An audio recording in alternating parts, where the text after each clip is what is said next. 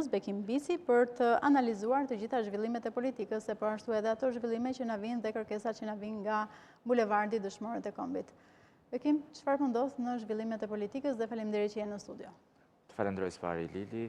Së dyti nëse i referohemi kërkesave apo i referohemi dhe asaj le themi zhvillimeve të bushme të politikës, duket ashtu siç e the edhe ti në nisje që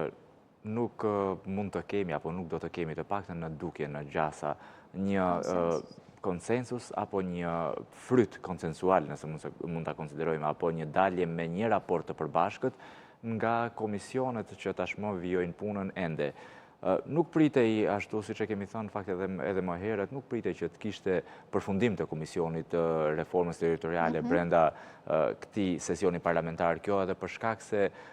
le themi hapësirat ligjore e pamundësoj një gjë të tillë, kjo për shkak se do duhet të paktën referuar ligjit për sa i përket ndarjes së re territoriale apo hartës së re që pritet të bëhet le themi faktike. Do duhet që të ketë një hapësirë kohore prej të paktën 2 muajsh konsultim publik me të gjitha bashkitë, të cilat prekën, por ato që nuk prekën, për të parë çdo lloj ndryshimi apo çdo lloj le themi efekti që do të ketë pikërisht kjo reformë në mbarvajtjen e punëve të tyre, në administrimin e pushtetit